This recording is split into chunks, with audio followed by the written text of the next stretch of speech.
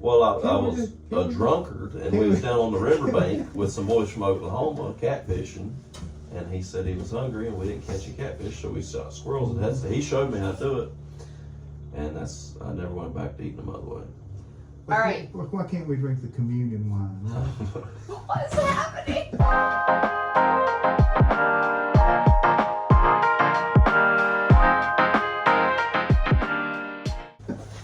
Eating squirrels. All right.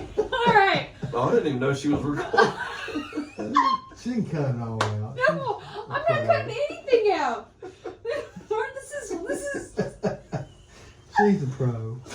No. You have to edit it out. We're Christians. I was talking about getting drunk on the riverbank eating squirrels. And that's what makes you both fantastic. Nobody said anything about getting drunk. Welcome to our first of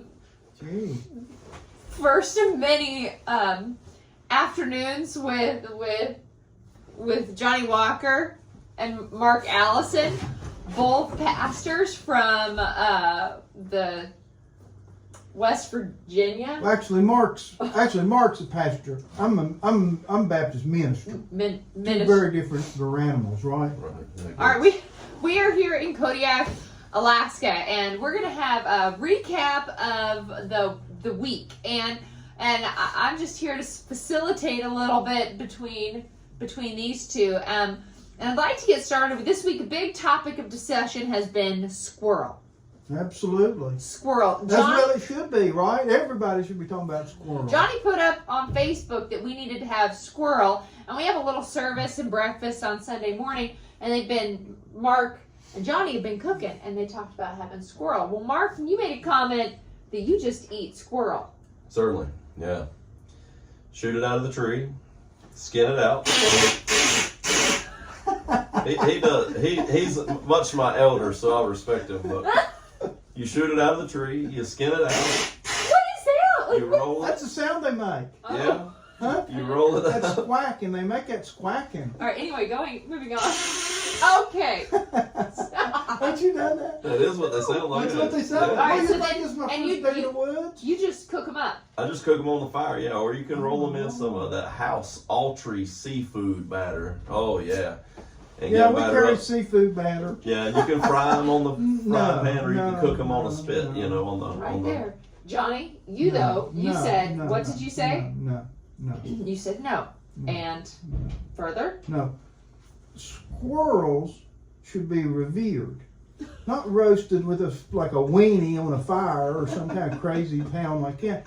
You got to treat these things like they were filet mignon. Get them out there and don't bruise them, and be sweet to them. And then gently get them into boiling water and get them brought up to speed. Boiling water? Exactly. Say boiling. Boiling. Boiling. Boiling water. Boiling? Boiling water.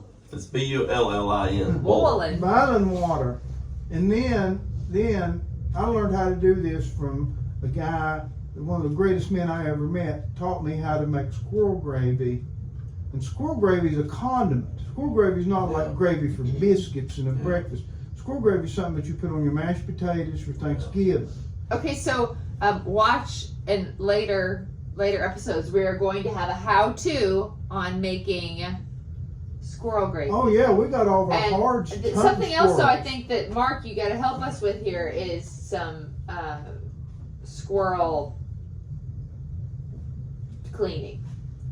Yeah. Cleaning a squirrel. So we're going to try to get one up here with the skin still on it, so we can do a A demonstration. problem in Kodiak, squirrels are not like all over the place. They're Zero. Well, we have little squirrels. No, We have little squirrels. they have boomers and fairy diddles is all they have here. They don't have a squirrel. Okay. And somebody said they tasted like pine nuts. They tried to eat one and said it tastes like a pine nut. Well, the squirrel saga will continue, and oh my. Shout out to our homies that's dragging them in by the boatload down home, right? Did you just say homies? Yeah. Uh-huh. That's what.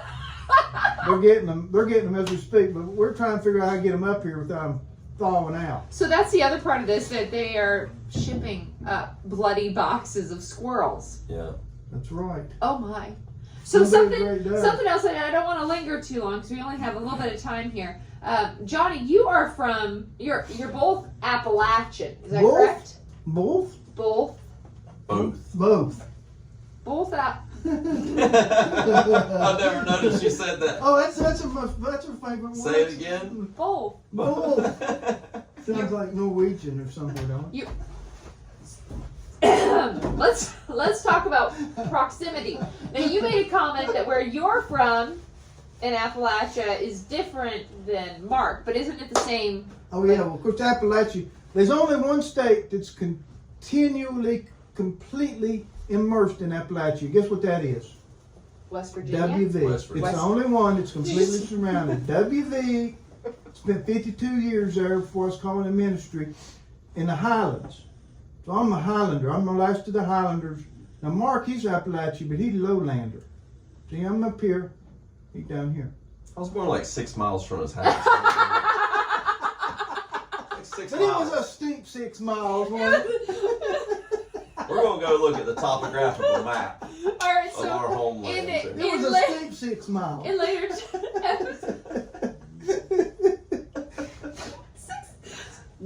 Okay, It was. so we're gonna have to take a look at a map because I guess there are areas That's right. Yeah. of proximity.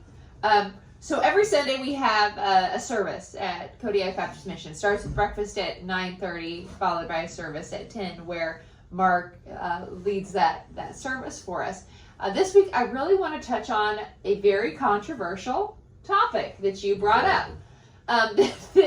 That I know for myself I had never thought about. Now, Mark, give a quick synopsis of your sermon.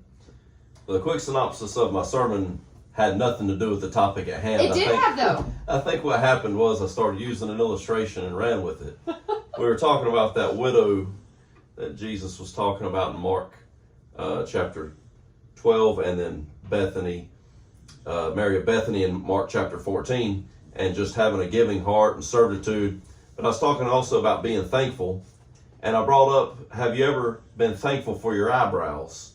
And I got a lot of raised eyebrows in the congregation when I gave that illustration.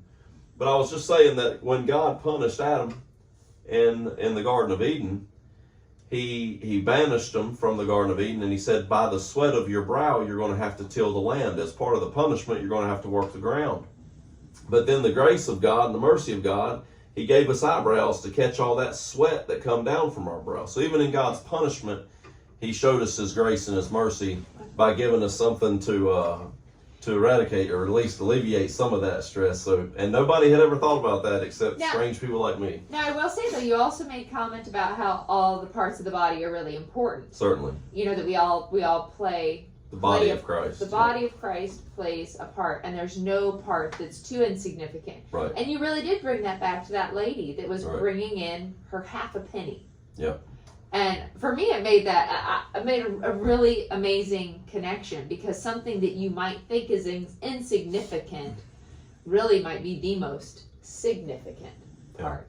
And so all brought by eyebrows. Eyebrows. But I really appreciate that, because I don't think that I'll ever not think about my eyebrows and in connection with the rest of the. So we can just be thankful for our eyebrows, and we'll be And squirrels. and squirrels, and I guess where we're born. That's right. Can't help where you're Oh born. my goodness. Well, thank you for joining us for this quick recap from our week. Look for us next week. We just got off of an island where we were checking our cattle and feeding, and you never know where you'll find us, but you won't find us in the most normal places. That's right. All right. On the boat. We're on a boat. We're on a boat because this was the one place that I could capture these two this week. So on a boat. Next week we'll see where we're at. Thank you. Everybody say good night. Goodbye. Good night. Have a good evening.